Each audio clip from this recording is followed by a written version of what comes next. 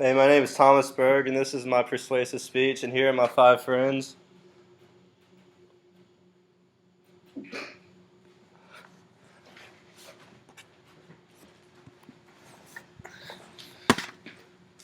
Get the put the screen share.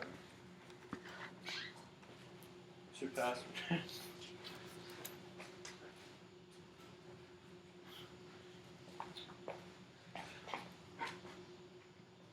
Alright, my speech is on prohibition. My argument is prohibition of alcohol in the United States proved to be a failure. Jeff Hill quotes Senator James A. Reed in his book Defining Moments of Prohibition. The saloon is still here, and more people are engaged in the business than pre-prohibition days. You did not exterminate the breweries. You made millions of little breweries and installed them in the homes of the people.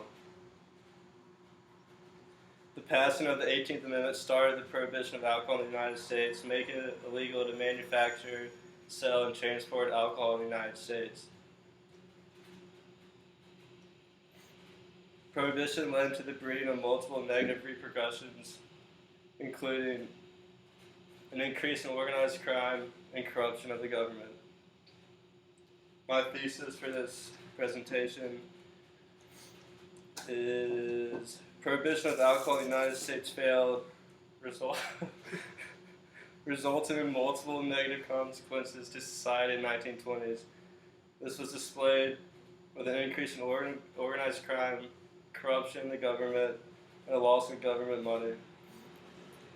The majority of the people had a strong desire for alcohol, and now this consumption was done by legal means. Organized crime began to flourish with prohibition. The law was not being followed effectively, and also was breeding and fueling organized crime. Criminals are in business because of selling illegal goods, and with prohibition, alcohol became the top-selling illicit good, allowing gangsters to thrive. Hill quotes Al Capone stating, "If I break the law, my customers, who number hundreds of the best people in Chicago, are as guilty as I am. The only difference between us is that I sell and they buy. Everybody calls me a racketeer. I call myself a businessman. When I sell liquor, it's bootlegging. When my patron serves it on a silver tray, it's hospitality."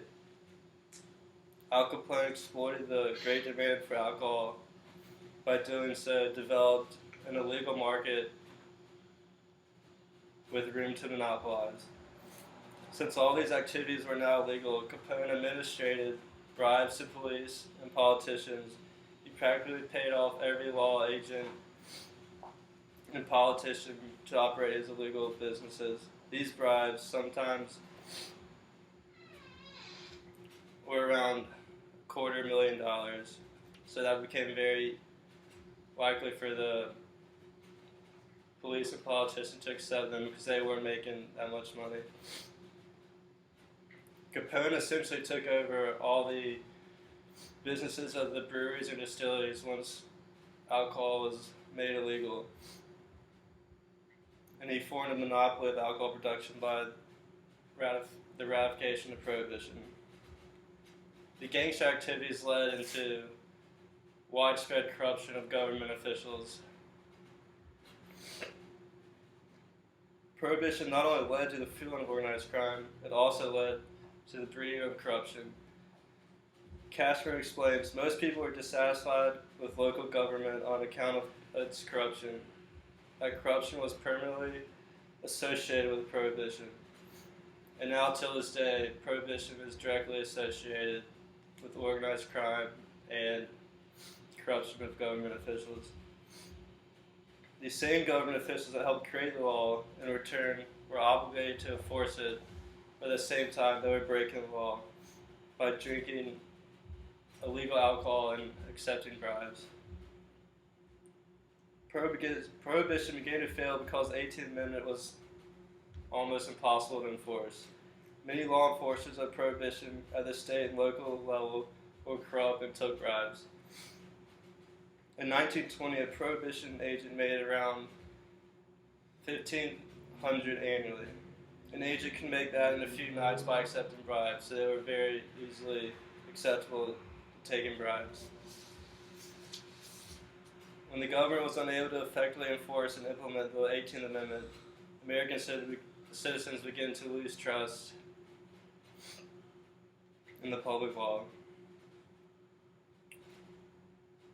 Along with an increase in organized crime and corruption in the government, there was a drastic loss of government money. With that being said, they were losing money towards the tax of liquor. All the money they could have made from breweries and distilleries were now being made illegally by gangsters. Cashman says, thus, the most pressing argument for repeal was financial. The federal government was losing about $500 million a year in liquor taxes that were collected instead from corporations and wealthy individuals. The money that was brought in by breweries and distillers were now flowing to the gangsters, allowing them to lose a lot of money. What's the button?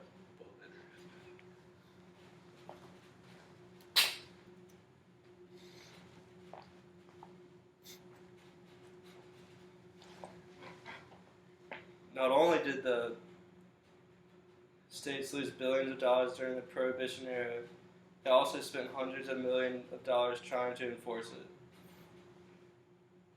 The economic impact of Prohibition was immense, as the U.S. government was unable to collect taxes from an industry that generated billions of dollars in revenue.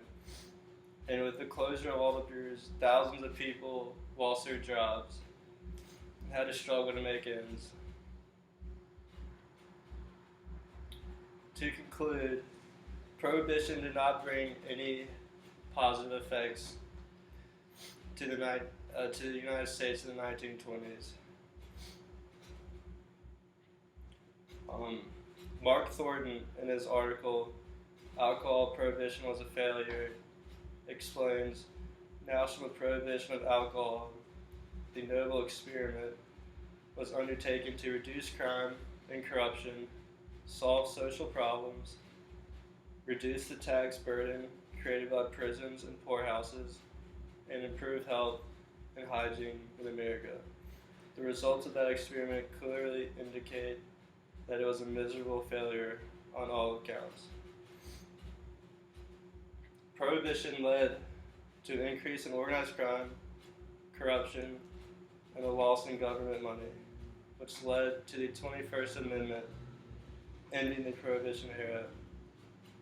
Prohibition will forever be remembered simultaneously with an increase in organized crime and corruption.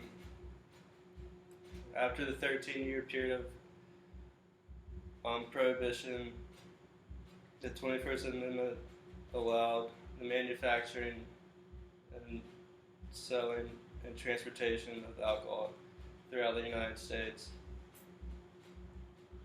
And that is everything. Thank you.